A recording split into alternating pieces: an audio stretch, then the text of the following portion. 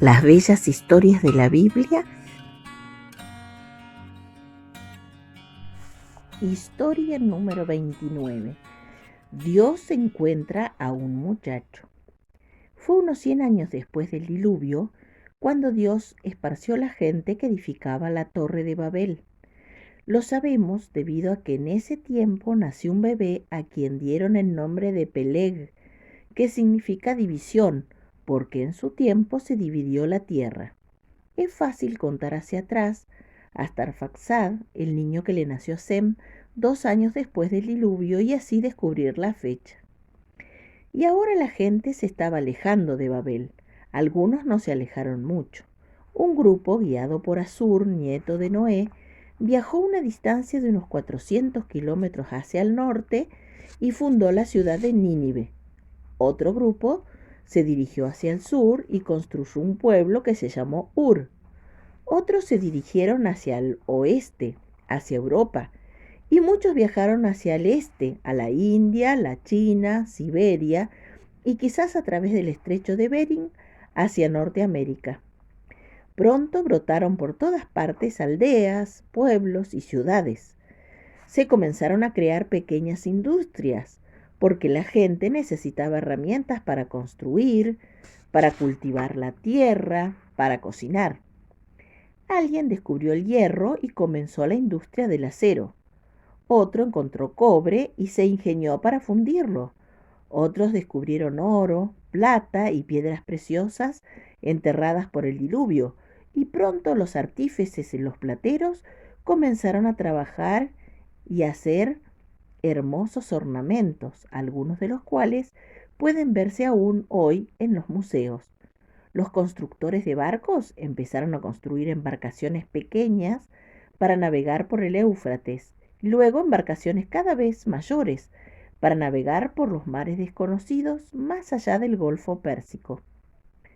Triste es decirlo, pero a medida que trabajaban más y más, los hombres comenzaron a olvidarse de Dios, así como lo habían hecho sus padres antes del diluvio.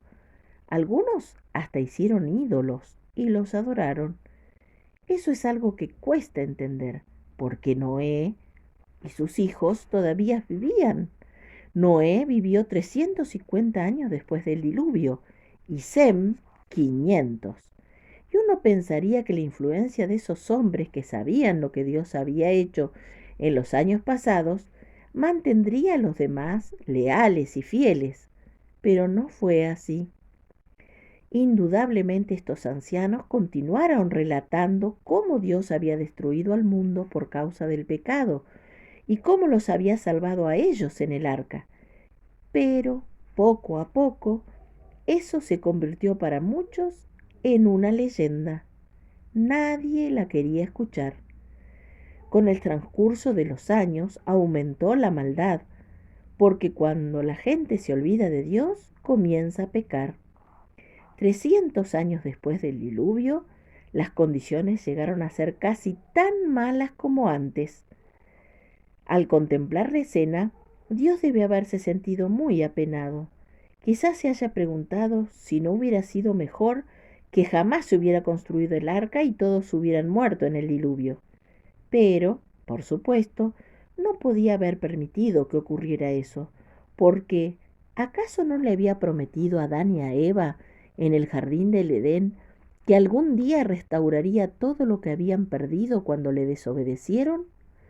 ¿No había dicho él que un descendiente de la mujer aplastaría a la serpiente?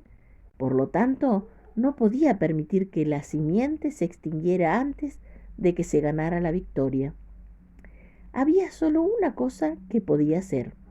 Antes de que el mundo se volviera otra vez totalmente impío, debía encontrar a alguien mediante el cual le fuera posible mantener vivo el conocimiento de la verdad y del plan que él tenía.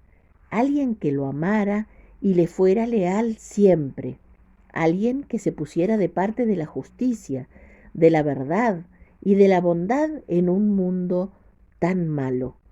Alguien que educara debidamente a sus hijos y los indujera a guardar la ley. ¿Podría encontrarse a una persona que reuniera tales condiciones?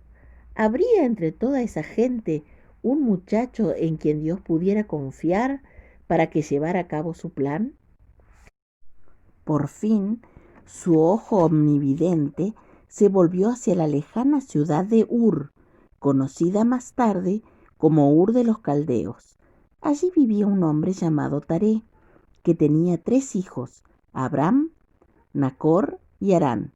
El menor de ellos, conocido más tarde como Abraham, era un muchacho bueno y amaba al Señor. Alguien, quizás su madre, le había relatado la historia de la creación y del maravilloso amor de Dios por Adán y Eva en el principio, y de todo el gozo y la gloria que habían disfrutado mientras caminaron y se comunicaron con Él. Él sabía que el pecado había arruinado todo y que Dios, mediante Noé, su propio tatarabuelo, había tratado en vano de salvarlo. Al escuchar una y otra vez la antigua historia, Abraham llegó a amar a Dios y tomó la decisión de servirle todos los días de su vida. Para él no fue fácil hacer esa decisión, porque la mayoría de los que vivían en Ur, e inclusive su padre, adoraban ídolos. Había ídolos aún en su propio hogar, de manera que Abraham hizo la decisión por sí mismo. Y por eso Dios lo amó. Dios lo estaba observando de la misma manera como observa a cada niño y niña de hoy.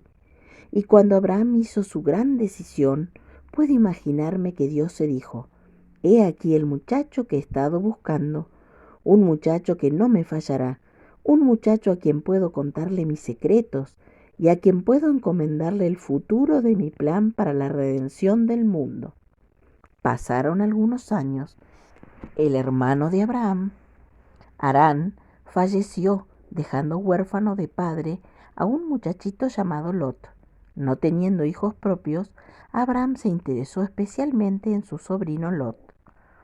De pronto, cierto día, cuando Abraham era ya un hombre grande, decidido aún a seguir al Señor, oyó una voz que le hablaba e inmediatamente se dio cuenta de que era la voz de Dios. Y Dios le dijo: sal de tu tierra, de tu parentela, de la casa de tu padre, para la tierra que yo te mostraré.